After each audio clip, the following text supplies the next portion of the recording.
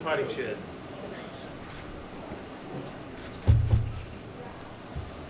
Okay, what's up?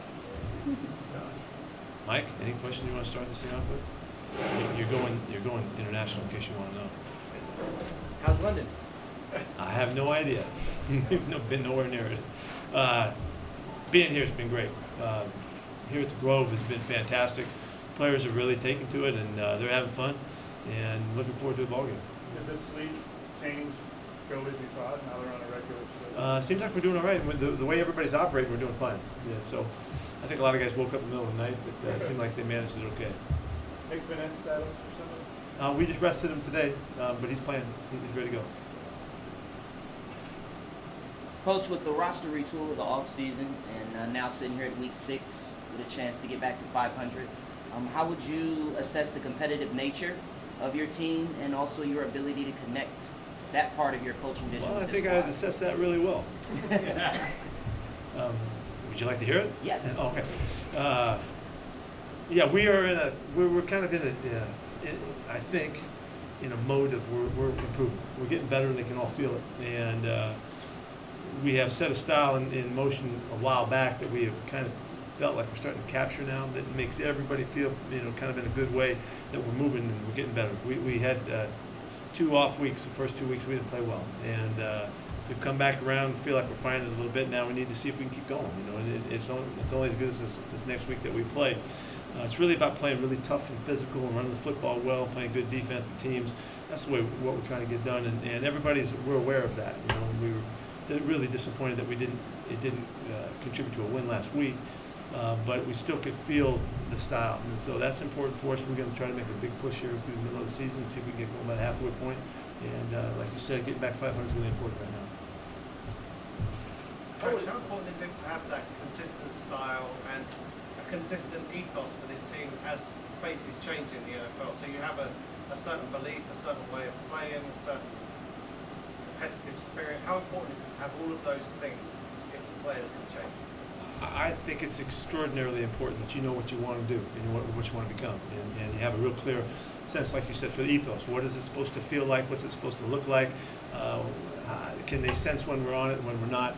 I think that's hugely important. Whatever it is, whether it's one style or another, doesn't matter. It's that you know who you're trying to make this team to become, and we've been real clear about that.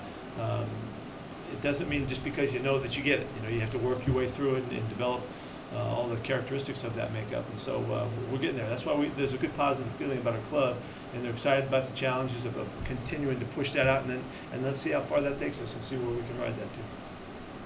Do you feel this team has found its identity now? You've been having it off the first couple of weeks, but the change in concerted power run. Yeah, if a 2-3 team could feel identity, in a positive way, yeah.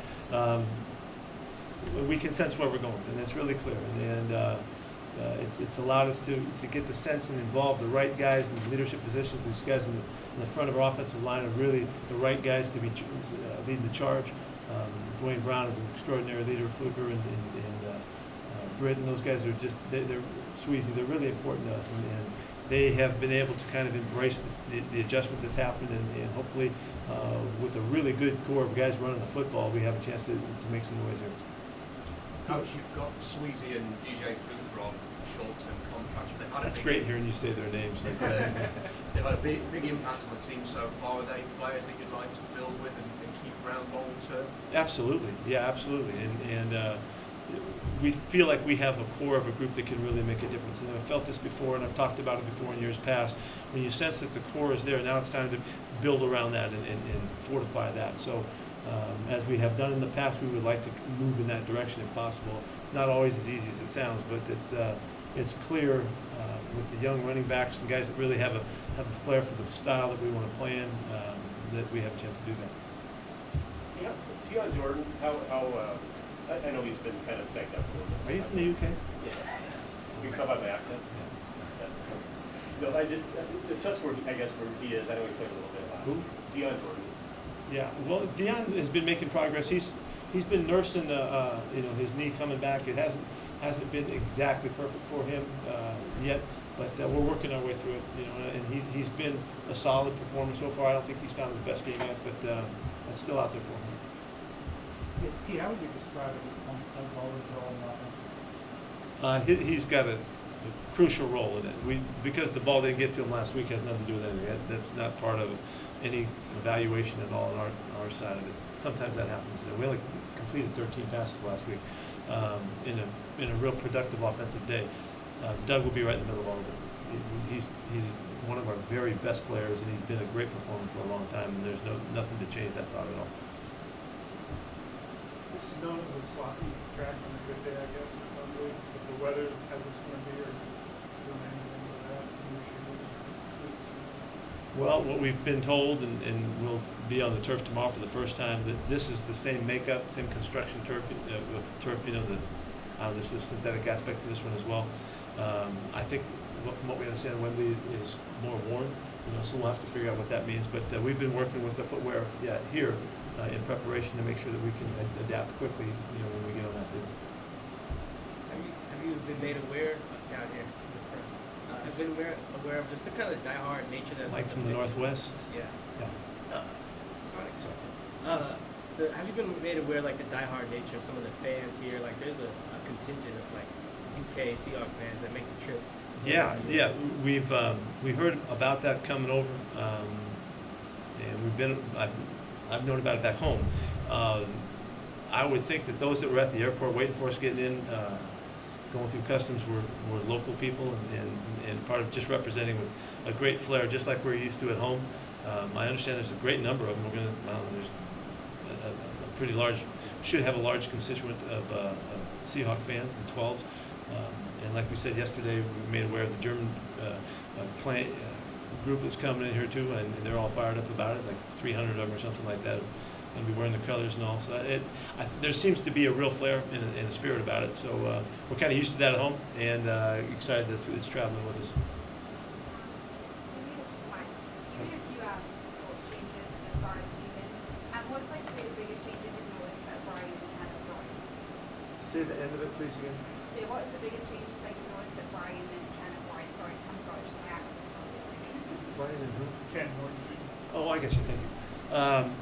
Well, first off, it was really important to me in making the change that we would get a relationship between the quarterback and the play caller. And I thought that would be necessary for just to carry our communication and Russell's growth further down the line. And Brian has done a fantastic job of making sense to him from the word go, and they communicate on a really high level. And I think Russell has commanded much more of the offense than he has in the past in terms of line calls and communication and all of that, run game and pass game.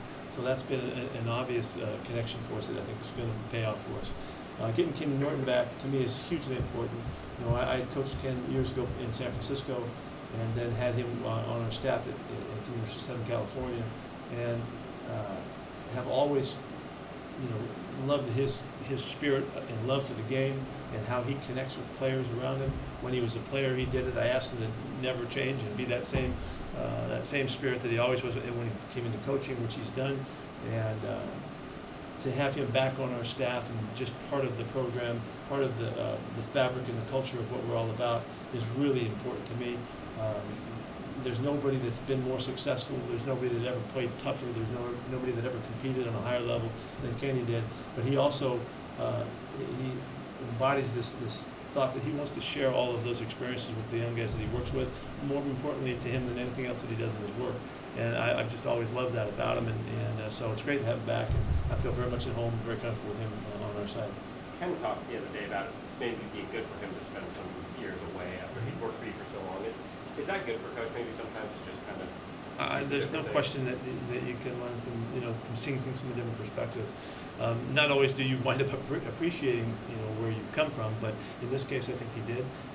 But more so, he's just been challenged by the changes and the new outlooks and things like that, and he comes back better versed in a variety of areas. And so I think it was very instrumental for him to grow, but also to get back to it and be really excited about doing things the way that we do. And Kenny has a lot of impact in our program. He has a big voice, and he's got a big opportunity to affect a lot of players. And not everywhere would give him that same choice or same opportunity as we have. And so he enjoys embracing that, and I love having him around. And And I appreciate the fact that he does have different perspectives, and we can talk on different levels about things, and that's always good. Coach, staying with the theme of being away and then coming back, can you talk a little bit about maybe some of the challenges that your coaching counterpart, John Gruden, is experiencing, because you were away from the pro game, came back after being at USC. Just what are some of the challenges that are common when you're faced in that situation? More than the challenges, I think it's about perspective. You know, you see things differently when you come back, and wherever, when you go to someplace, then you go away and you come back, just like we're talking about with Ken. And that I think enriches your appreciation and enlightenment about, you know, really how things are. Sometimes you get stuck, you know, seeing things in one manner, and the change is good for you. In John's case, we have to talk to John. You know, I can't speak for him, but he has had such a big experience outside of football with so many players and outlooks and perspectives and things. I would think that he sees things differently now. I don't know that, but that's what I would think he would. And like I said before, I think that broadens your scope, and I think it makes you more aware in different ways than maybe you ever thought you would be. That I think brings insights that, you know, you couldn't get otherwise. So I'm not speaking for him because I don't know, but I would think that would be likely the case for John too. And he's a great football coach, a great football guy in general, and has always been so close to the game, and never wavered from that connection to the game. And you know, in time as they put this new program together, that will all show. He's a fantastic football coach. Anything else? Coach, one more. Just Yes. Obviously, you scout the opposition. Anything every week. for the local rivalry. You won't need to scout Marshawn Lynch, of course. You'll know all about him. But tell us about Marshall Lynch. Marshall. Marshall, yes. Tell us Marshall. about the challenge of facing him. You know, I think Marshall's got a great chance to be a this game. Really, I've been really impressed with Marshawn's return to the game. I couldn't have known that he would be able to come back so fit and continue just to pick up where he left off. I commented to him when we saw him in preseason a couple of years ago that you could see it so clearly. We know him so well that you could see the level that he had returned to the game, and I think that is with great respect to the opportunity. You know, the Oakland opportunity for him is once in a lifetime. You know, and growing up and contributing so much and being so connected to the community, it was it's just a likely, lovable kind of matchup. You know, I mean, it's just something that you could never find any other way. He will influence that community forever, even more so than ever because of that. But the cool thing is that he really embraced this chance of coming back and did the hard work and the tough stuff to make him available to play like he's playing. So we see him like he's loaded up and ready to go. You know, so we're going to do the same, and it'll be fun playing against him. Thank you. All right.